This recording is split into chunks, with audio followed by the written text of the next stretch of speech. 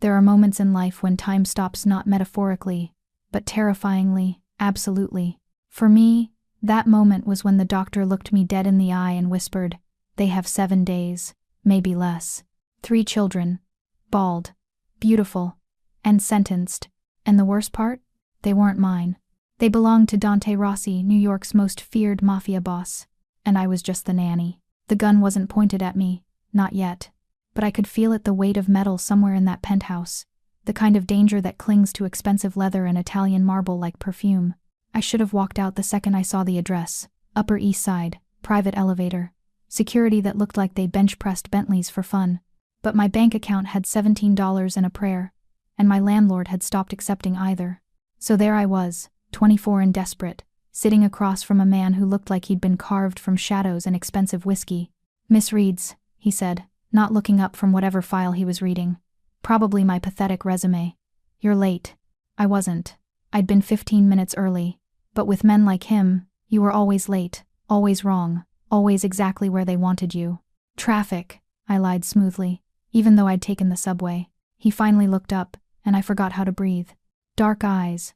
The kind that didn't just look at you, they assessed, calculated, decided your worth in milliseconds. Sharp jawline that could cut glass. A suit that probably cost more than my entire year's rent. "I'm Dante Rossi," he said, like the name should mean something. It didn't, not yet. "The job is simple," he continued, sliding a contract across his mahogany desk. "Live-in nanny. 7 days. Triple your asking rate." 7 days? Who hired a nanny for a week? "What happens after 7 days?" I asked. His jaw tightened. "Just slightly. Just enough. That won't be your concern." Red flag number 1. But rent was due in 3 days, and I'd already donated plasma twice this month. "The children," I pressed. "How old?" 5, triplets. "And their mother?" "Dead." The word dropped between us like a stone in still water. No emotion, no explanation, just dead. I should have run. Should have thanked him politely and walked straight back to my crumbling studio apartment. Instead, I picked up the pen. "When do I start?" His lips curved into something that wasn't quite a smile. "You already have." That's when I heard it. Soft. Haunting. The sound of small feet on marble, moving slow, like even walking hurt. 3 little girls appeared in the doorway, wearing identical yellow dresses that seemed too bright against their pale skin. Bald. All 3 of them. My pen froze mid-signature.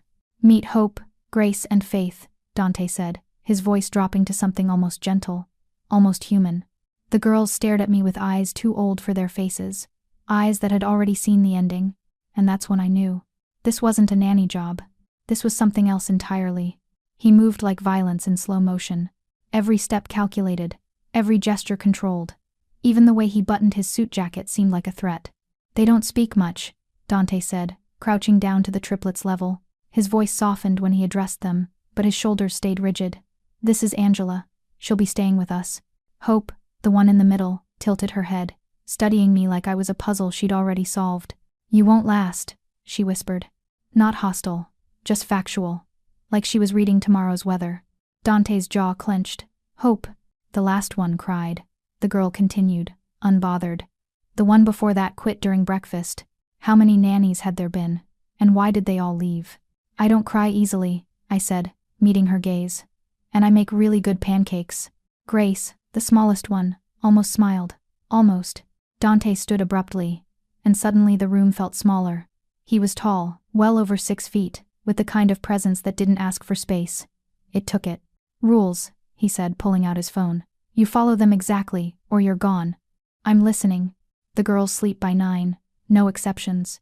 They take their medication at 7 a.m. and 7 p.m. You don't miss a dose. "Understood." "The West Wing is off limits. The basement is off limits. My office," he gestured behind him, "is off limits." Off limits. Off limits. Off limits.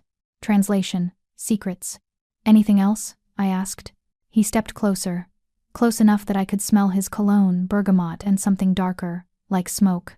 "Don't ask questions," he said quietly. "Don't get attached, and don't try to save them." My blood ran cold. Save them from what? His eyes flicked to the girls, then back to me. Something flickered in his expression. Pain, maybe, or regret. From the inevitable. Before I could respond, he walked past me, footsteps echoing down the hallway. The triplets stood in perfect silence, watching me like I was already a ghost. "Come on," Faith finally said, taking my hand with fingers that felt too thin, too fragile. "We'll show you where people sleep before they leave." Their room was a museum of abandoned hope. Toys no one played with, books no one read, a princess castle in the corner, gathering dust like a forgotten kingdom.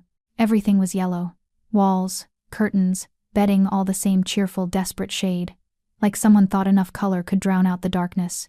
It couldn't. "You can have the room next door," Grace said softly, pointing to a door I hadn't noticed. "It connects through the bathroom. In case we need you." In case we need you. The weight of that phrase settled on my chest. "Do you need me often?" I asked gently. The three girls exchanged a look, some silent language only siblings shared. "Sometimes hope forgets to breathe," Faith said matter-of-factly. "And Grace throws up when she's scared." "What about you?" Faith shrugged. "I just stare at the ceiling and count backwards from 1,000. I never make it past 30. Jesus." I knelt down, eye level with them. Up close, I could see the details I'd missed. The hollowness in their cheeks, the way their collarbones jutted out too sharply, the dark circles that turned their eyes into bruises. "What are you sick with?" I asked, breaking Dante's first rule before I'd even unpacked. "Dying," Hope said simply. "That's not a diagnosis. It's ours." Grace tugged on my sleeve. "Do you know any stories?" "Lots," I said, grateful for the subject change. "What kind do you like?" "Ones where people live," Faith whispered. "God. These kids. I know one about a girl who refused to give up," I said, sitting cross-legged on their plush carpet. Even when everyone told her it was impossible. "Did she win?" Hope asked. I looked at each of them. 3 little girls in yellow dresses, fighting a war I didn't understand yet. "She's still fighting," I said. The story hasn't ended. For the first time since I'd arrived, all 3 of them smiled. Real smiles. The kind that reached their eyes and made them look like actual kids instead of tiny ghosts. "We like you," Grace decided. "Even though you won't last," Hope added. "We'll see about that," I said. That night, after I'd tucked them in and sang an off-key lullaby I half-remembered from childhood, I stood in the bathroom connecting our rooms. Through the mirror, I could see their beds. 3 lumps under yellow comforters, rising and falling with shallow breaths. On my side, I could see my reflection. Dark hair pulled back. Brown eyes that suddenly looked too naive for whatever I'd just walked into. A piece of paper had been slipped under my door. "They have 7 days, maybe less. 7 days. I looked back at the sleeping girls. Then I made a decision that would either save my life or end it. I wasn't going anywhere.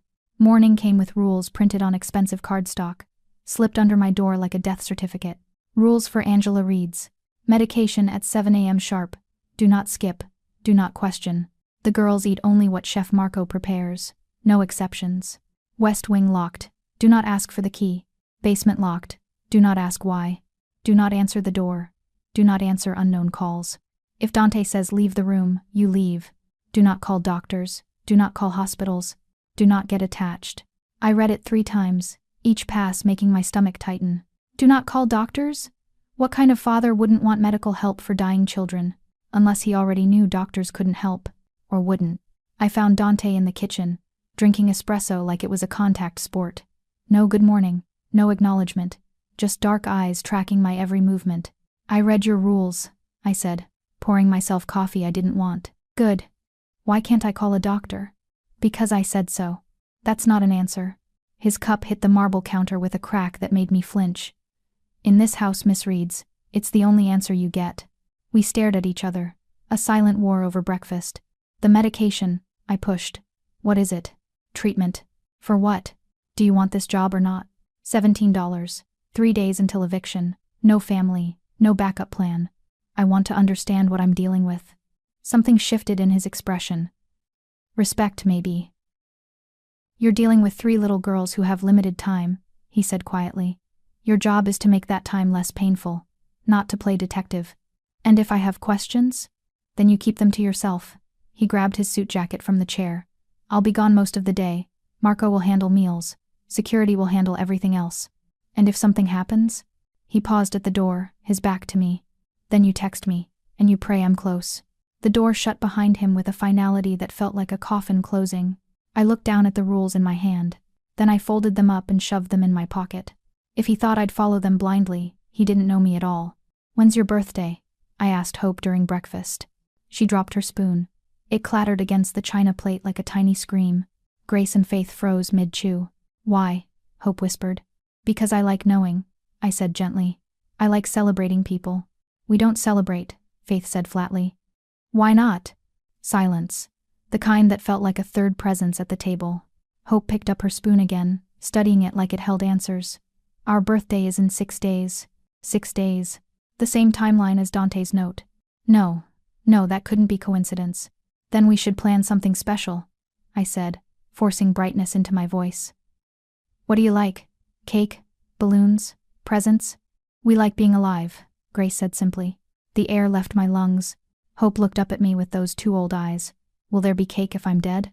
The question hung in the kitchen like smoke. I reached across the table and took her small hand. You're not going to be dead. How do you know? Because I won't let you be. Hope pulled her hand back slowly.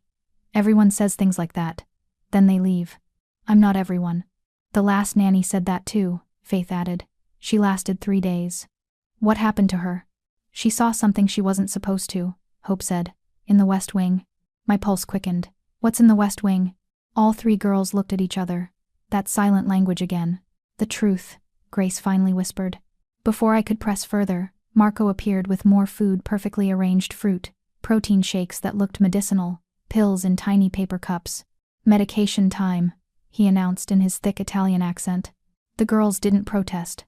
They just swallowed the pills mechanically, like they'd done this 1,000 times. I watched carefully. White pills, blue pills, 1 large capsule each. What are those? I asked Marco. He didn't even look at me. Treatment. Same word Dante used. Same non-answer. After breakfast, I helped the girls into the living room. They moved slowly, like their bones hurt. Hope had to sit down twice just walking from the kitchen. This wasn't just illness. This was something else. Angela? Hope called from the couch. She was curled up with her sisters, 3 yellow dresses blending together. Yeah, sweetie? If we do have a birthday, she paused. Can it be rainbow cake? My throat tightened. Rainbow cake is my specialty. Even if we're not here? I knelt in front of them, looking at each beautiful, fragile face. You'll be here, I promised. I don't break promises. Hope smiled. Small. Sad. Disbelieving. Okay, she whispered. We'll try to stay alive until then. That night, I couldn't sleep. I kept hearing her voice. Will there be cake if I'm dead? And I kept thinking about the West Wing. About truth. About 6 days. Day 3, the girls were napping. And I was breaking rule number 6. Dante's office door was unlocked, arrogant mistake number 1. He probably thought fear alone would keep me out. It didn't. The room smelled like leather and secrets. Floor-to-ceiling bookshelves lined with titles in Italian. A desk that looked like it cost more than most cars. Amber liquor and crystal decanters catching afternoon light. And a locked drawer. I'd learned to pick locks at 19 when my ex-boyfriend changed the apartment locks with all my stuff inside. YouTube University, baby. Hairpin. 30 seconds. Click. Inside the drawer. Files. Medical files. My hands shook as I opened the first one. Hope Rossi patient file. But the name was crossed out in red ink. Next to it, handwritten. Not my blood. I flipped faster. Grace Rossi, same thing. Red ink. Not my blood. Faith Rossi, not my blood. They weren't his daughters. So whose were they? Beneath the files, I found medical reports. Lab results. Imaging scans. Diagnosis. Neuroblastoma. Stage 4. Metastatic. My stomach dropped. Neuroblastoma. Childhood cancer. Usually in the adrenal glands. Aggressive. Deadly. But 3 kids? Same diagnosis? Same progression? I kept reading. Prognosis. Terminal. Estimated survival. 7 to 14 days without intervention. Intervention. What intervention? Then I found the prescription records. Vincristine. Cyclophosphamide. Standard chemo drugs. But something was wrong with the dosages. They were off. Too high in some places, too low in others. I pulled out my phone and snapped photos. Every page, every prescription, every lab result. That's when I heard it. Footsteps. In the hallway. My heart stopped. I shoved everything back in the drawer, locked it, and bolted toward the door. What are you doing? Dante stood in the doorway, filling the frame like an avenging angel in Armani. Think fast, Angela. Looking for you, I said, forcing my voice steady. Hope was asking for you. His eyes flicked to the desk, to the drawer, back to me. In my locked office. The door was open. No. He stepped inside, closing the door behind him. It wasn't. We stared at each other, predator and prey, and I wasn't sure which was which. Miss Reeds, he said softly, dangerously. Are you lying to me? Are you lying to me? I shot back. About what's killing those girls? His jaw clenched. Get out. Not until you tell me the truth. The truth? He laughed, bitter, broken. You can't handle the truth. Try me. He moved closer, close enough that I could see the exhaustion etched in his face, the kind that came from carrying unbearable weight. They're not sick, he said finally. The files say. The files are wrong. His voice cracked. Someone is poisoning them. The room tilted. What? And if you tell anyone, he continued, whoever's doing it will kill them faster. Maybe kill you too. I couldn't breathe, couldn't think, couldn't process what he'd just said. Poisoning them? My voice came out strangled. You're telling me someone is actively murdering 3 5-year-olds and you're just keeping them here? Dante's hands curled into fists. You think I have a choice? Yes. Call the police. Call the FBI. And tell them what? He stepped closer, voice dropping to a harsh whisper. That someone in my organization is killing children I'm not legally related to. That I have enemies who'd rather see me suffer than die. They'd take the girls into custody, and whoever's poisoning them has reach everywhere. Foster care, hospitals, morgues. The weight of it crashed over me. So you just watch them die? No. His eyes met mine, and for the first time I saw it, the desperation beneath the control. I've been trying to find the source, testing their food, their medicine, their clothes, everything. And nothing. It's sophisticated, slow-acting, designed to mimic cancer perfectly. I thought about the medical files, the crossed-out names. They're not your daughters, I said. His shoulders tensed. No. Then whose are they? Silence stretched between us like a chasm. I don't know, he finally admitted. 5 years ago, someone left them on my doorstep. 3 babies in yellow blankets. No note, no explanation. And you just kept them? Something raw flickered across his face. My sister had just been killed in a hit meant for me. I was drowning in guilt and blood and… He stopped, jaw working. Those babies were the first innocent thing I'd touched in years. I couldn't just throw them away. My heart did something stupid, something dangerous. It softened toward him. So you raised them. I gave them safety, a home, protection. His voice turned bitter. And someone still found a way to hurt them. To hurt me through them. Who would do this? Take your pick. I have enemies in 12 countries and 4 continents. He moved to his desk, poured whiskey with shaking hands. But this is personal. Psychological warfare. They want me to watch them die slowly, to break me. Is it working? He downed the whiskey in one swallow. Yes. The confession hung between us, raw and honest. The nannies who left, I said. Did they figure it out? No, they saw other things. Things that reminded them I'm a monster. He looked at me then, really looked. Things that will eventually remind you too. Try me. You're either very brave or very stupid, Angela Reeds. Both, I said. And I'm not leaving those girls. His expression shifted surprise, relief, something almost like hope. Then God help us both. Sleep was impossible. I lay in my bed, staring at the ceiling, mind racing through everything Dante had told me. Someone was poisoning 3 little girls. And I had 6 days to figure out who. No, not just who. How to stop it. I waited until 2 a.m., then crept back to Dante's office. This time, he was there, tie loosened, looking like hell warmed over. Can't sleep either? He asked, without looking up from whatever documents he was studying. Show me everything, I said. He raised an eyebrow. Everything? Every test you've run, every person with access to the girls, every meal, every medication, every person who's touched them. For a long moment, he just stared at me. Then he opened a different drawer and pulled out a thick file. This is everyone who's been in contact with them in the last 6 months, he said. Household staff, security, delivery people, me. I grabbed the file. 43 people. Any of them have motive? All of them. He leaned back in his chair. That's the problem with my world, Miss Reeds. Everyone has a reason to betray everyone. What about the medication? Who handles it? Marco picks it up from my private pharmacist. I watch him give it to them. So either the pharmacist is tampering with it, or it's not in the medication, Dante finished. Which means it's in something else. Food, water, air, their clothes, their toys. Could be anything. I started pacing. The cancer diagnosis is fake, right? Not entirely. They're exhibiting real symptoms. The poison is designed to mimic neuroblastoma, weight loss, fatigue, nausea, even the hair loss. That's sophisticated. That's expensive, he corrected.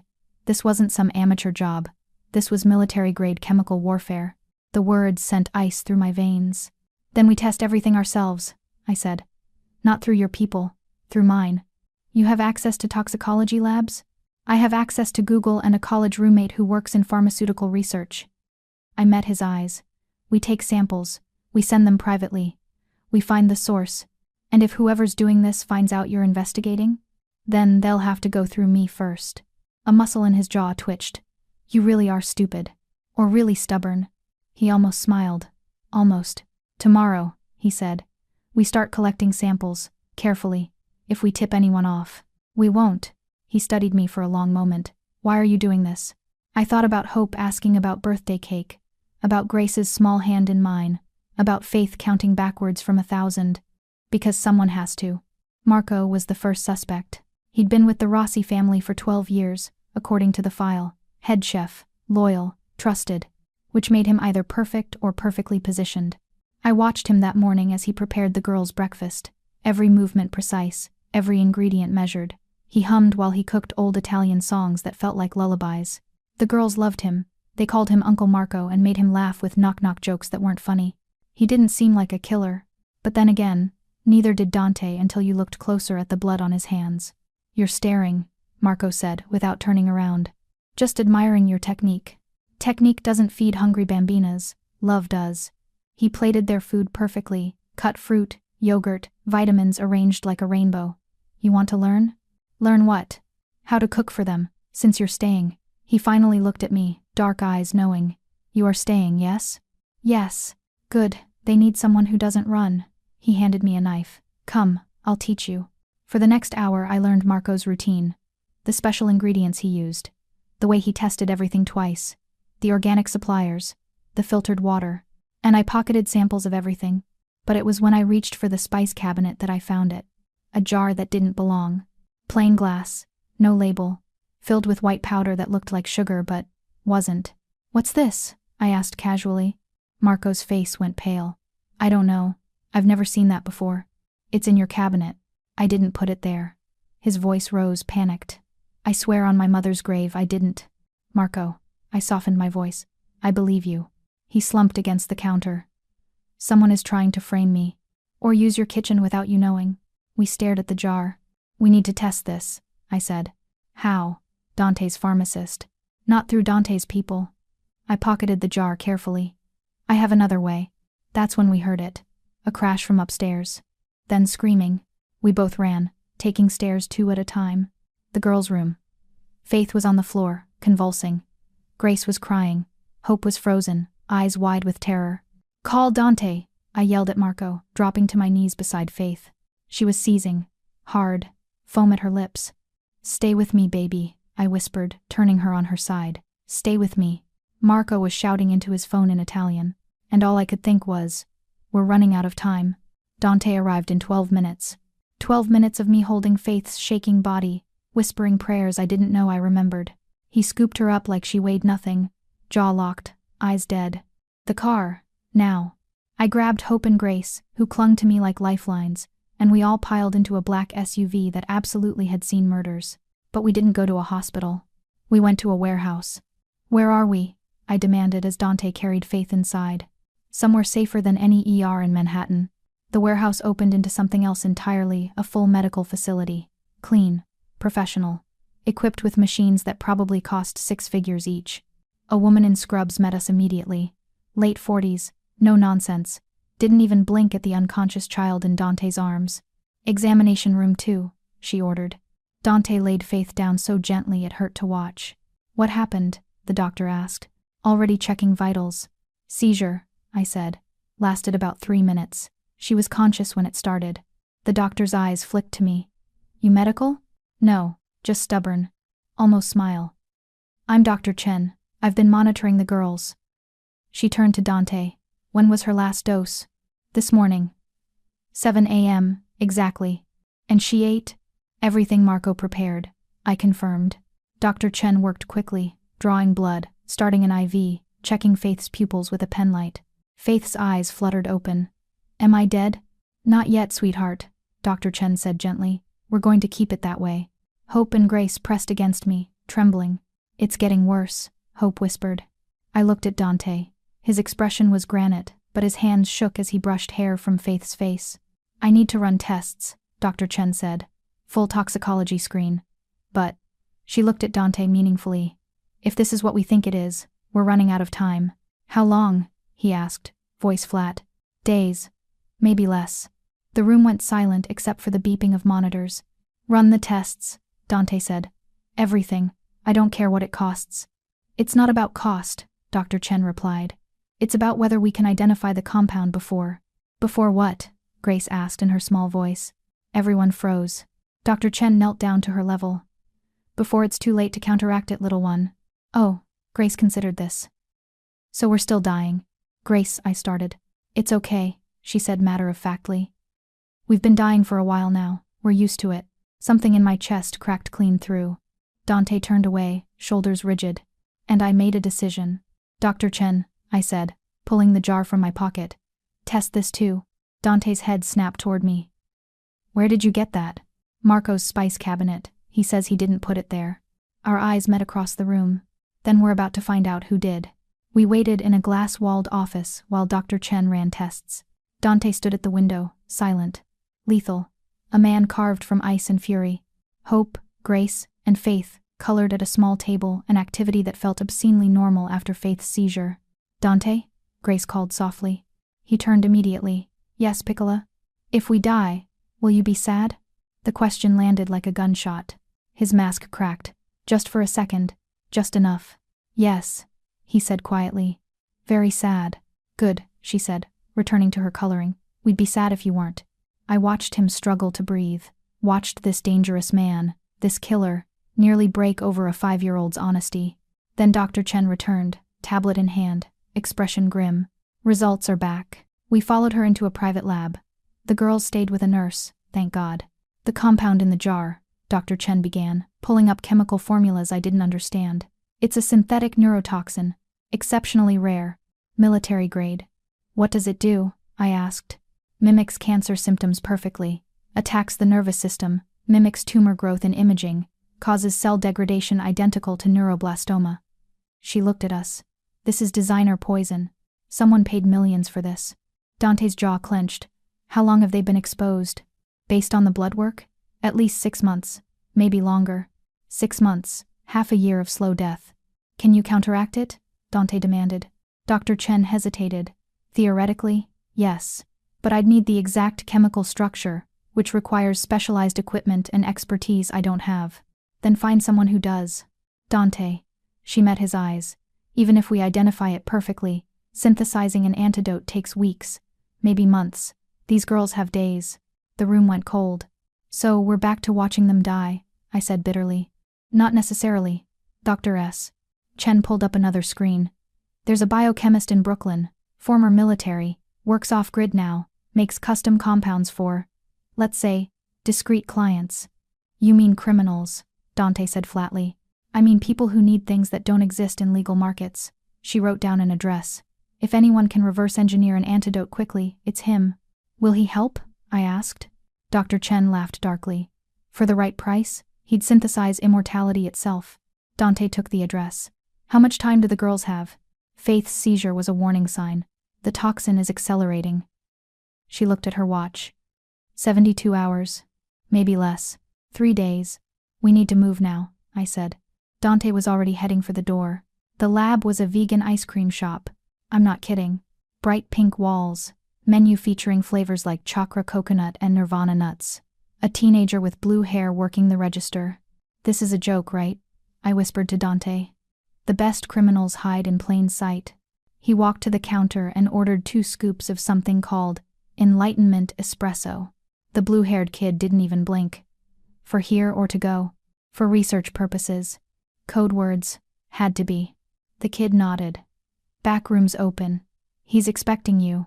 We walked through a door marked Employees Only and descended stairs that smelled like bleach and secrets.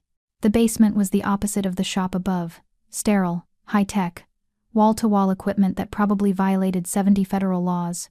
And sitting at a computer, wearing a Science is Magic t-shirt, was a man in his 50s with kind eyes and dangerous hands. "Dante Rossi," he said without looking up. "Thought you'd be taller." "Dr. Yates," Dante replied coolly. "Thought you'd be in prison." "Tried it. Didn't take." He finally turned. "What do you need?" I stepped forward, pulling out the vial of Faith's blood and the jar of powder. "We need an antidote. Fast." Dr. Yates took the samples, held them up to the light. "For?" "Designer neurotoxin. Mimics neuroblastoma. 3 children, 5 years old, 72 hours to live." He whistled low. "That's some supervillain shit right there. Can you help or not?" Dante's voice could cut steel. "Depends." Dr. Yates looked at him. "Can you pay?" "Name your price." $2 million, half up front." "Done." I blinked. $2 million, like ordering coffee. Dr. Yates loaded the samples into a machine that looked like it belonged in a sci-fi movie. "This'll take 12 hours to fully sequence. Then another 24 to synthesize the antidote. Assuming nothing goes wrong." "And if something goes wrong?" I asked. "Then those kids die, and I keep the money." He said it so casually I wanted to hit him. Dante grabbed him by the collar, lifting him out of his chair. "If those girls die because you screwed up, I'll make sure you follow them." Dr. Yates didn't even flinch. "Threats don't motivate me, Rossi. Results do. Now let me work." Dante released him, jaw tight. 36 hours, Dr. Yates confirmed. "Come back then. I'll either have your miracle or your money back." "Keep the money," Dante said. "Just save them." We left the ice cream shop in silence. In the car, Dante's hands gripped the steering wheel like he wanted to break it. "What if he can't do it?" I whispered. "Then I'll find someone who can." "Dante, we're running out of—" "I know." His voice cracked. "I know." While we waited for Dr. Yates, I couldn't stop thinking about what Hope had said. The truth is in the West Wing. That night, after the girls fell asleep and Dante locked himself in his office, I made a decision. I was going to break his biggest rule. The West Wing door was locked, obviously, but I'd gotten pretty good at picking locks. 30 seconds later, I was in. The hallway was dark, too dark, like someone wanted to hide what was at the end. I used my phone flashlight, moving carefully. The first room I found was a nursery, perfectly preserved, pink walls, 3 cribs, toys still in their packaging. This was where the girls had been when they first arrived. I kept moving. The second room made my blood run cold. Photographs. Hundreds of them. Covering every wall like obsessive wallpaper. Photos of the girls as babies. As toddlers. Candid shots of them playing, sleeping, laughing. And in every single photo, someone had been cut out. Literally. Scissor marks where another person should have been. Someone had been erased from their lives. Who? I found files on a desk. More medical records. But these were different, older. From when the girls first arrived. DNA test results. My hands shook as I opened it. Subject A. Hope. No paternal match to Dante Rossi. Subject B. Grace. No paternal match to Dante Rossi. Subject C. Faith. No paternal match to Dante Rossi. I knew that already. But then I saw the second page. Maternal DNA match found. Lucia Rossi. Deceased. Lucia, Dante's sister. The girls weren't random babies left on his doorstep. They were his nieces. His sister's children. "I told you not to come here." I spun around. Dante stood in the doorway, backlit by hallway light, looking like vengeance incarnated. "They're Lucia's," I said. His jaw tightened. "Yes." "Why didn't you tell me?" "Because it doesn't matter." He stepped into the room. "She's dead. They're mine now. It matters if someone's trying to hurt them because of her. Someone's trying to hurt them because of me." His voice turned bitter. "Everything I touch turns to ash and blood. She knew that. That's why she hid them from me." "Then why send them to you after she died?" "I don't know." The words exploded out of him. "I don't know who their father is. I don't know why she hid them. I don't know why someone wants them dead. All I know is that I failed her, and now I'm failing them." The pain in his voice was unbearable. "You're not failing them," I said softly. "You're fighting for them. Fighting isn't enough. Then we fight harder." He looked at me, really looked like he was seeing me for the first time. "Why?" he asked.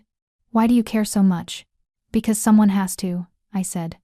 And because they deserve more than just surviving. They deserve to live. Something shifted in his eyes. Something dangerous. Something like hope. Day 5. Time was bleeding out.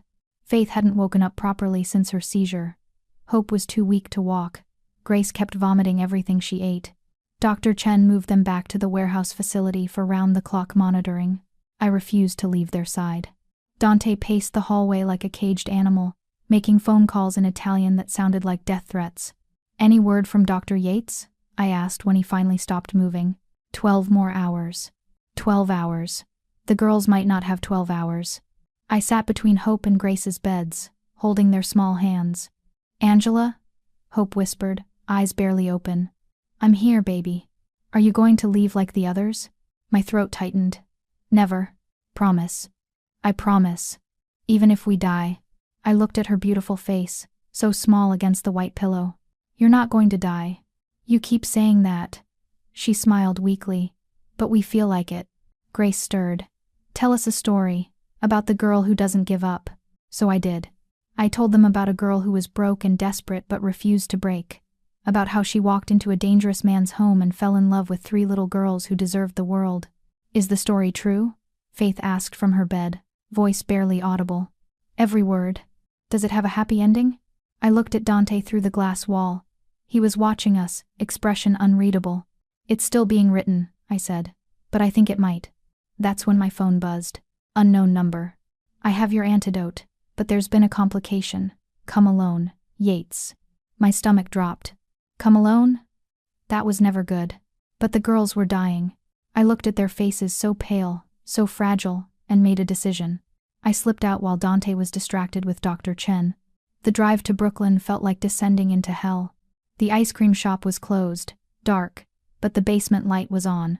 I went down the stairs, every instinct screaming this was wrong. Dr. Yates was at his desk. But he wasn't alone. A man stood behind him.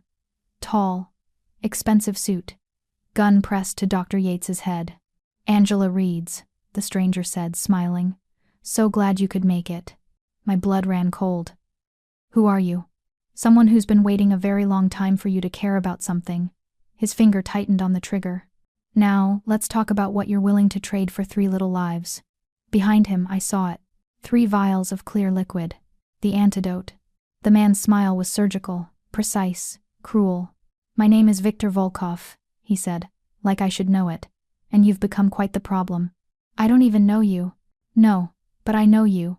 The nanny who won't quit, the girl who investigates, the one making Dante Rossi care again." He pressed the gun harder against Dr. Yates's skull. "That's unacceptable." My mind raced. "This isn't about the girls." "Oh, it's always been about the girls.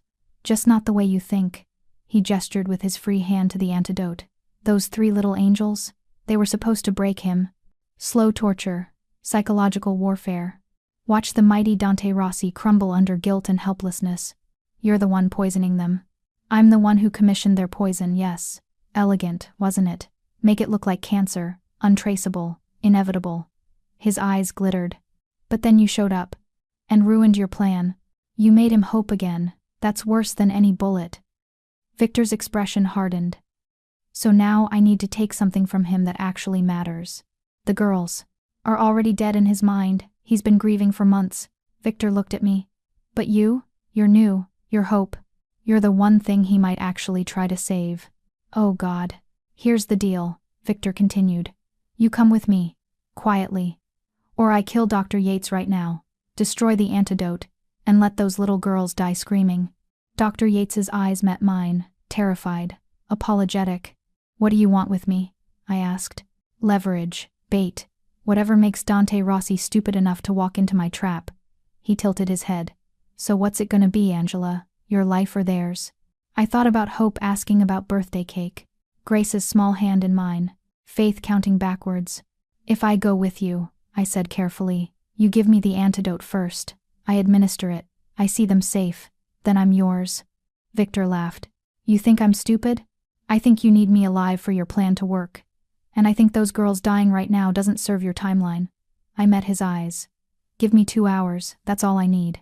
He considered this. 1 hour, he countered. "You administer the antidote. You confirm it works. Then you text me this address, and you come alone. If you tell Dante, if you try to run, if you bring anyone. I know, I interrupted. You'll kill them anyway. Smart girl. He lowered the gun, grabbed the antidote vials, and tossed them to me. 1 hour, Angela reads. Don't make me wait. I drove back with 3 vials of salvation and 1 hour to save everyone but myself. My hands shook on the steering wheel. I could tell Dante. He'd wage war against Victor, burn down half of Brooklyn to keep me safe. But Victor would kill the girls the second he suspected betrayal.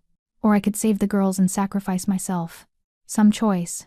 I made it back to the facility with 43 minutes left. Dante met me at the door. Where the hell were you? Getting this. I held up the vials. His eyes widened. The antidote? Yates came through. I pushed past him before he could ask questions, heading straight for the girls' room. Dr. Chen looked up, startled. Angela? I need you to administer this. Now. She took the vials, examining them. Did Yates test these? No time, the girls are dying. Angela, if this is wrong.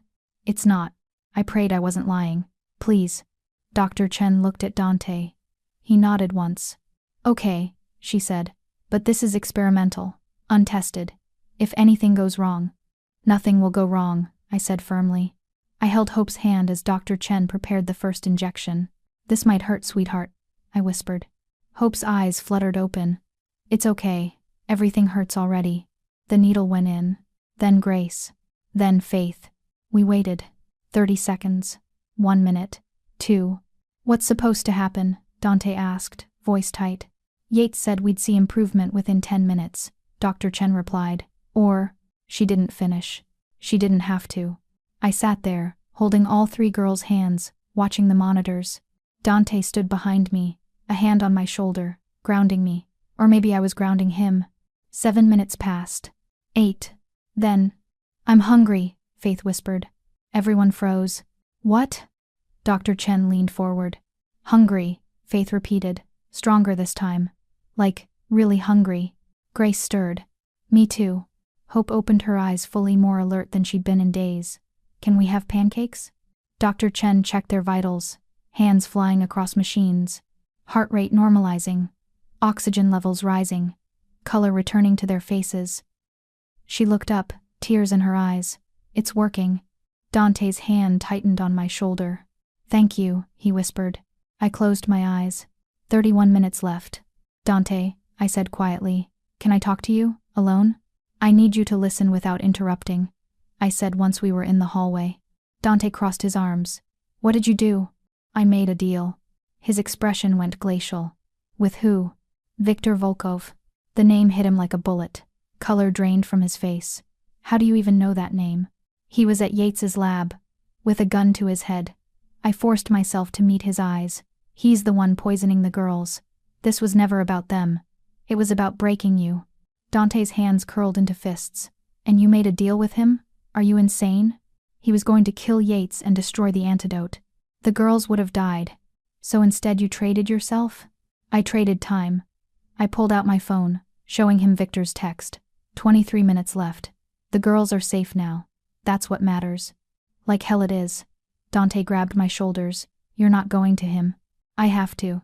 No, I'll handle Victor. He said if you come, he kills everyone. The girls, me, Yates, everyone. My voice cracked. This is the only way. There's always another way. Not this time. I pulled away. Those girls deserve to grow up, to have birthdays with rainbow cake, to count past 30, and if me disappearing for a while means they get that chance. A while? Dante laughed bitterly. Angela, Victor doesn't take prisoners. He takes corpses. Then I'll be the first to survive him. You don't understand what you're dealing with. I understand that 3 little girls are alive because of the choice I made, and I'd make it again. I checked my phone. 19 minutes. I need you to promise me something. No. Promise me you'll take care of them. That you'll tell them I didn't abandon them. His jaw clenched. I'm not letting you do this. You don't have a choice. Yes, I do. He pulled out his phone, making a call. Marco, get the house ready. We're moving the girls tonight. He hung up, looking at me. We're going dark, all of us. Victor wants to play games? Fine, but he doesn't get to win. Dante. I've been hunting Viktor Volkov for 3 years, he said. He killed my sister, he poisoned the girls, and now he thinks he can take you? His eyes burned. Not while I'm breathing. If you go after him. I'm not going after him. We're disappearing. Completely. New identities, new city, new lives. He took my hands. The girls need you. He stopped, jaw working. We're not losing you. 15 minutes. My phone buzzed. Time's almost up, Angela. I'm a patient man, but not that patient. We need to go, Dante said. Now. We moved the girls in the middle of the night. Dr. Chen came with us. Marco too. And 6 heavily armed men who looked like they'd fought wars for breakfast. The safe house was upstate, 3 hours from the city, hidden in woods that swallowed sound. The girls slept through the transfer, still recovering from the antidote. But I couldn't sleep. Every time I closed my eyes, I saw Victor's smile, heard his voice. You've become quite the problem. Dante found me on the porch at 4 a.m., wrapped in a blanket, watching darkness. Can't sleep? Can't stop thinking. He sat beside me, close enough that our shoulders touched. He's going to come for me, I said. For all of us. Let him try. You sound confident. I am. He looked at me. Victor's good at psychological warfare, but he's never fought someone with everything to lose. You've lost before. Not like this. His voice dropped. Not when it actually mattered. Something in my chest tightened. The girls, I said. They're what matters. Yes. And keeping them safe. Yes. So if Victor finds us. He won't. But if he does. Dante grabbed my hand. Then we fight. Together. No more deals. No more sacrifices. We face him as a family. Family. The word hung between us like a promise. I'm just the nanny, I whispered. No. His thumb traced circles on my palm. You're the woman who saved my girls, who made me remember what it feels like to hope. He lifted my hand to his lips.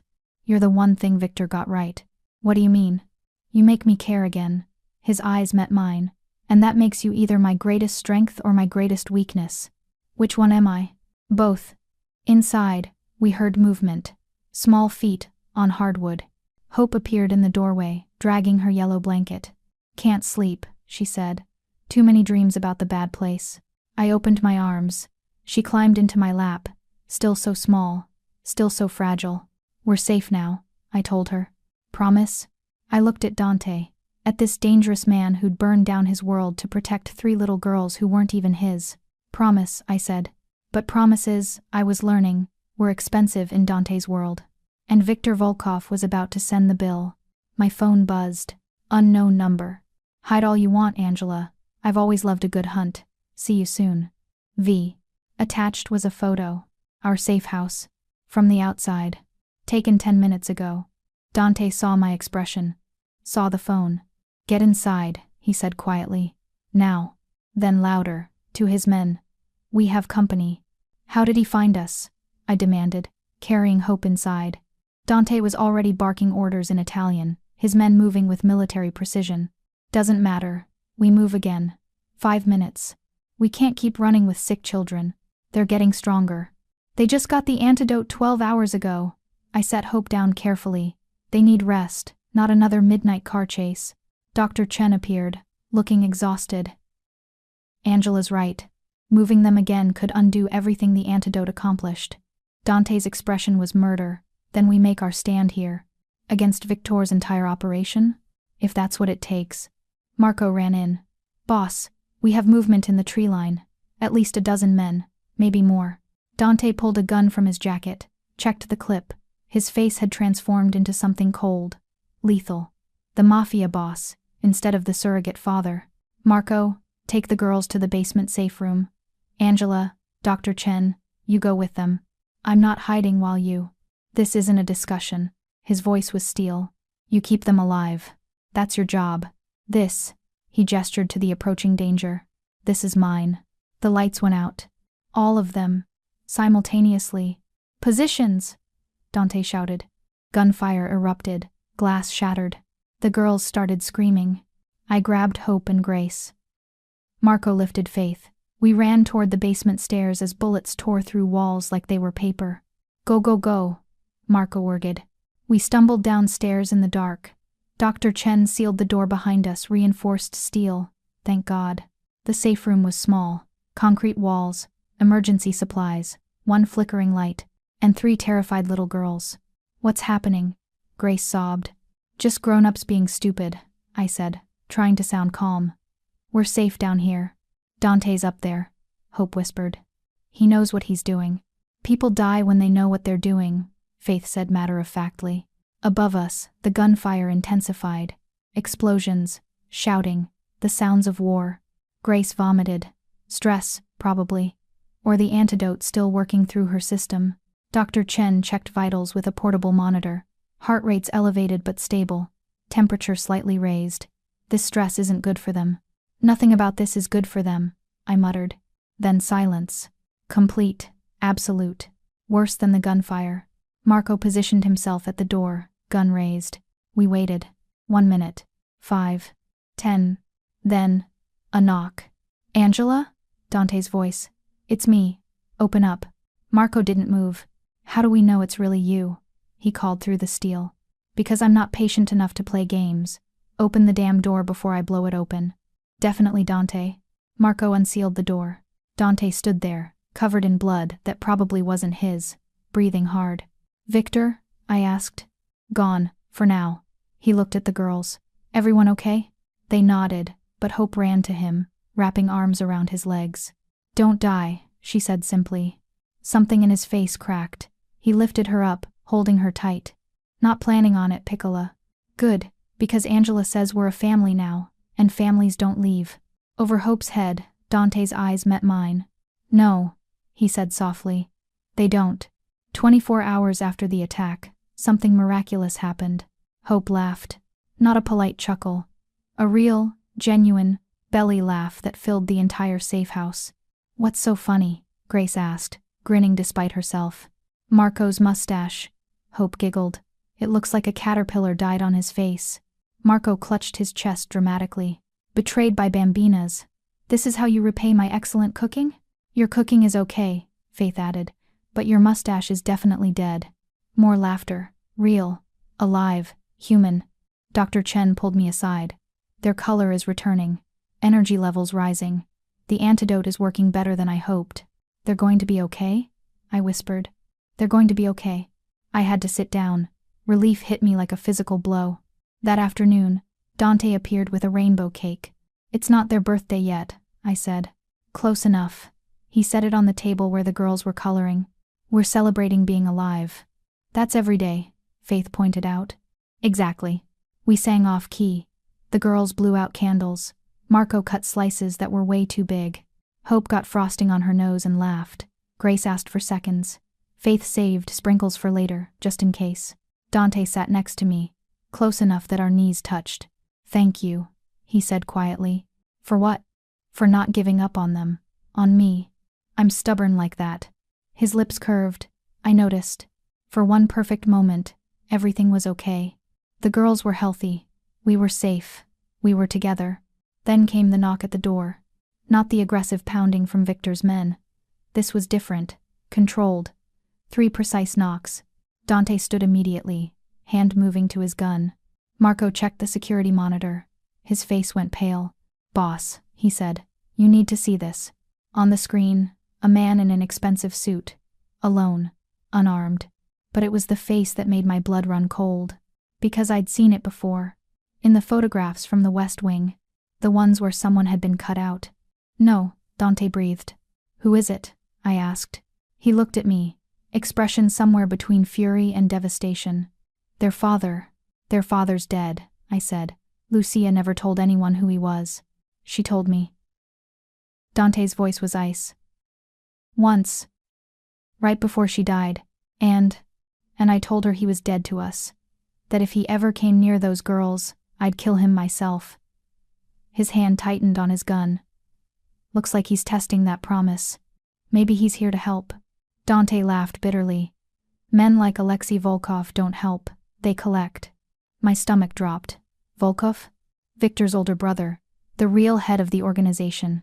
Dante checked his weapon. This just became much worse. Marco kept the security feed running. Alexei stood patiently at the door, hands visible, making no aggressive moves. He could have brought an army, I pointed out. He didn't. Because he doesn't need one. Dante holstered his gun. Keep the girls downstairs. If this goes wrong. It won't, Angela. It won't, I repeated. Because you're going to let me open that door. Absolutely not. He's their father. Maybe he has answers. He has agendas. That's different. I grabbed Dante's arm. 2 hours ago those girls were laughing, actually living. If there's even a chance Alexei knows something about the poison, about how to keep them safe. He's the reason they needed poison in the first place. What do you mean? Dante's jaw clenched. Victor poisoned the girls to hurt me, but Alexei. He stopped. Alexei let it happen. To draw me out, to force me into war. The girls were just collateral damage. Horror washed over me. Their own father let them be poisoned? Welcome to my world. Fourth knock. Still patient. Still waiting. Don't make me break this door, Dante. Alexei called from outside. We both know I can. Dante moved to the door, unlocked it, opened it just enough to block entry. Alexei stood there, perfectly composed. Late 40s, silver at his temples, eyes the same shade as Hope's. You look well, Alexei said pleasantly. Fatherhood suits you. They're not yours anymore. Blood says otherwise. Blood doesn't raise children. I did.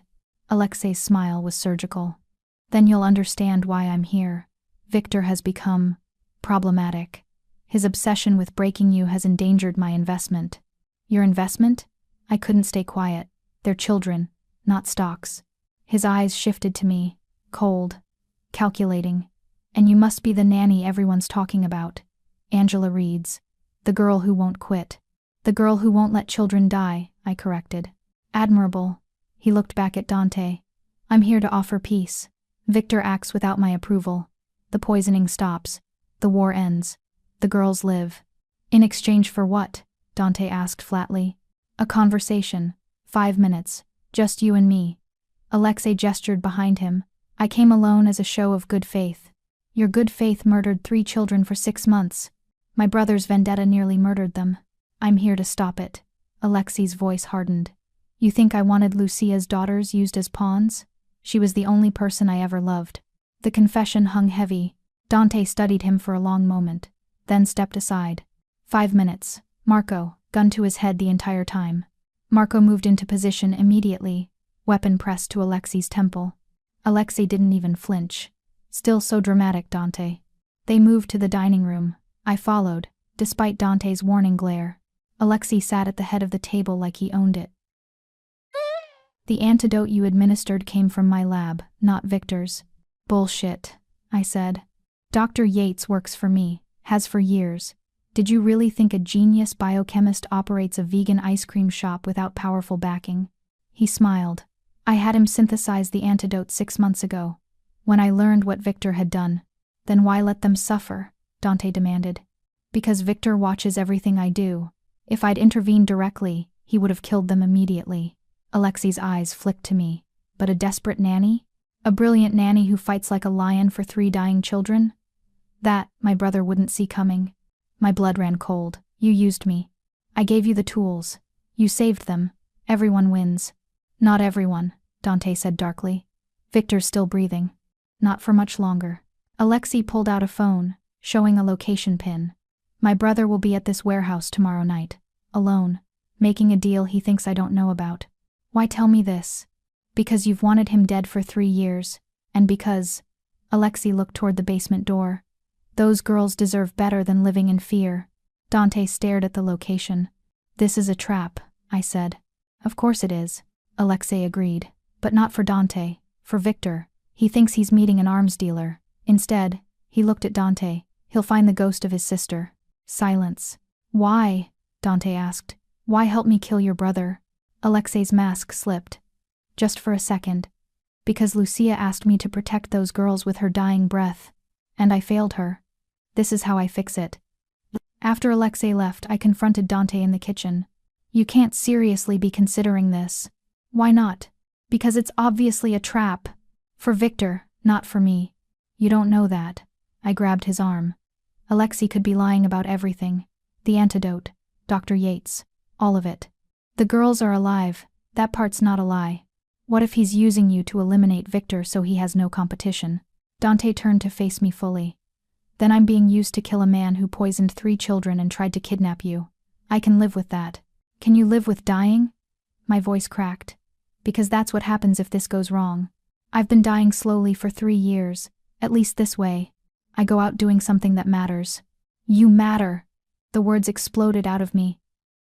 To those girls. To Marco and Dr. Chen. I stopped. To you? He finished quietly. I looked away. Don't make me say it. Why not? Because you already know. His hand cupped my jaw, turning me back to face him. Say it anyway. I can't lose you, I whispered. The girls can't lose you. We need you. And I need Victor dead. His thumb traced my cheekbone. Angela, as long as he's alive, none of us are safe. He'll keep coming, keep hunting, keep trying to take everything I love, everything he loves. Then let me come with you, I said. No. Dante. You stay here, with the girls, where it's safe. Nowhere is safe, not anymore. Then you make it safe. You keep them alive. You keep being the miracle they need. His forehead touched mine. That's how you help me. By giving me a reason to come back. Footsteps on the stairs. Small ones. Hope appeared, dragging her yellow blanket. Are you fighting? No, Piccola, Dante said gently. Just talking. It sounds like fighting. She yawned. Can you read us a story? Grace and Faith can't sleep either. I looked at Dante. He nodded. Go, he said softly. I'll be up in a minute. As I took Hope's hand and headed upstairs, I heard him make a phone call. In Italian. Low. Deadly. Planning tomorrow's war. I couldn't let him go alone. So at midnight, after everyone was asleep, I made my own phone call. To Alexei. Miss Reed's. He answered immediately. I wondered when you'd call. I want to make a deal. I'm listening. Tomorrow when Dante goes after Victor, I want to be there. Silence. That's suicide. Alexei said finally. That's insurance. If something goes wrong, if Victor gets the upper hand, I can be leverage. A distraction. Something. You want to offer yourself as bait. I want to keep Dante alive. More silence. Then, you love him. I love the girls. And they need their father. He's not their father. Yes, I said firmly. He is. Alexei exhaled. If I agree to this, Dante will kill me. If you don't agree, and he dies, I'll kill you myself. He laughed, surprised, genuine. You really are something, Miss Reed's. Fine. Tomorrow, 8 p.m. I'll have someone pick you up. Dante can't know. Obviously. I hung up, heart pounding. What had I just done? A voice behind me. Something incredibly stupid. I spun around. Marco stood in the kitchen doorway, expression unreadable. How long have you been there? I asked. Long enough. He moved closer. Does Dante know? No. Are you going to tell him? No. Marco studied me for a long moment. Then, I'm coming with you. Marco. You think I let you walk into a war zone alone? Dante would have my head. Literally. He crossed his arms. Besides, someone needs to make sure you don't get killed. This isn't your fight. Those girls call me Uncle Marco. They make me laugh. They ask me to taste test pancakes. His voice softened. It became my fight the moment they smiled at me. I wanted to hug him. Cry. Something. Thank you, I whispered. Save the thanks for after we survive. He headed toward his room. Get some sleep. Tomorrow's going to be hell. He was right. But I didn't sleep. I spent the night sitting with the girls, watching them breathe, memorizing their faces, just in case it was the last time. The warehouse was exactly where Alexei said it would be. Abandoned, industrial, the kind of place where screams got swallowed by concrete and rust. Marco and I waited in a van 2 blocks away, watching through surveillance feeds Alexei had provided. On screen, Dante arrived. 6 men with him, all armed, all ready to die. This is insane, Marco muttered. We should be down there with him. He told us to stay with the girls. And you listened? Since when? Fair point. We watched Dante enter the warehouse, watched him move through shadows like he was born in them. Victor was already there, waiting, 20 men backing him up. So much for coming alone, I said. Did you expect anything different from a Volkov? The confrontation happened fast. Words exchanged, accusations. Dante's voice carrying through the surveillance audio. You poisoned children. Victor's response, I poisoned your hope. The children were just the delivery method. Then gunfire. Chaos on every screen. Muzzle flashes. Bodies dropping. Dante moving like violence personified. But Victor's men had the numbers advantage. He's pinned down, Marco said, already moving. We have to. The van door opened. Alexei stood there, gun drawn. Right on schedule. My blood ran cold. You. Me. He smiled. Did you really think I'd help Dante kill my brother? Family is complicated, Miss Reeds, but blood is blood. You said. I said many things. Most of them lies. He gestured with his gun. Now, you're going to walk into that warehouse. You're going to distract Dante long enough for Victor to finish him. And if you refuse, he showed me his phone. Security feed from the safe house. Where the girls were sleeping. Where 3 men with guns were entering their room. No, I breathed. One call from me, and those girls die in their sleep. Peaceful, painless, almost merciful. His eyes were ice. Or you help me, and they wake up tomorrow morning like nothing happened. Marco lunged at him. Alexei shot him. Not fatally, shoulder, but enough to drop him. Marco! I screamed. He'll live, if you cooperate. Alexei grabbed my arm, dragging me toward the warehouse. Time to play your part, Angela Reeds. Inside, the gunfight was still raging. Alexei pushed me into the open space, into the line of fire. Dante! He shouted. I brought you a gift. Dante's head snapped toward me. Horror washed over his face. Angela. That split-second distraction was all Victor needed. He shot Dante. Center mass. I watched him fall. Watched blood bloom across his white shirt. Watched the man who'd become everything to me collapse like a puppet with cut strings. And something inside me broke. Then ignited. What happened next, I barely remember. Rage has a funny way of editing memory. I remember grabbing a gun from a dead man's hand. Remember shooting Alexei in the leg before he could call his men at the safe house. Remember Victor turning his weapon on me. And Dante, bleeding and broken, shooting him first.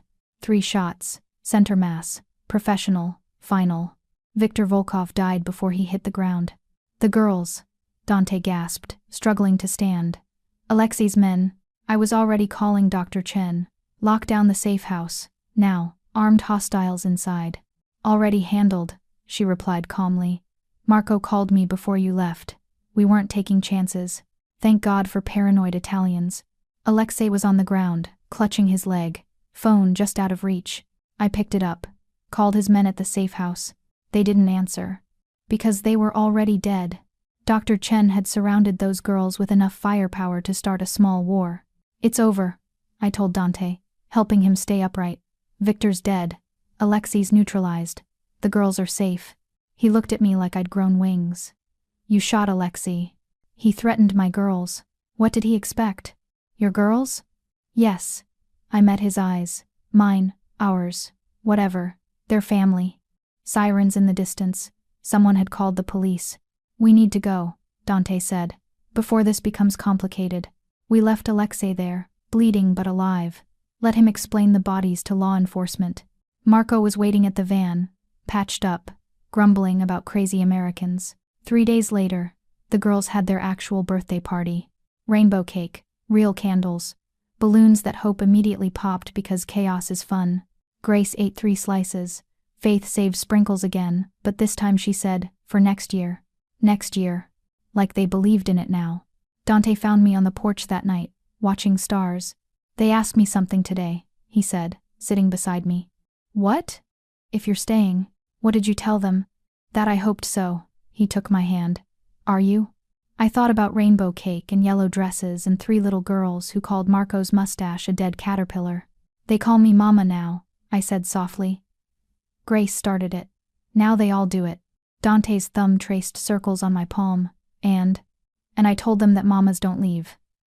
I looked at him. So yes, I'm staying. His smile was sunrise after endless night. Good, he whispered. Because we need you. You need a nanny? No. He kissed my forehead. We need you. Just you. Exactly as you are. 3 sunrises later, Hope came running into the kitchen, breathless with news.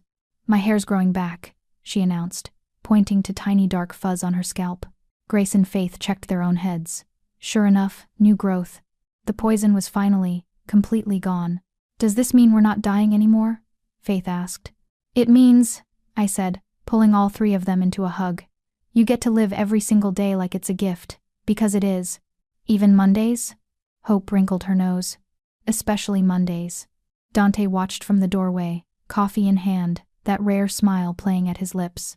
Marco started humming in the kitchen. Something about amor and famiglia. And just like that, somewhere between poison and antidotes, between death threats and rainbow cake, we'd become exactly what those girls needed. A family. Not perfect, not traditional, not even completely legal probably, but ours. And I wouldn't trade it for anything. The end.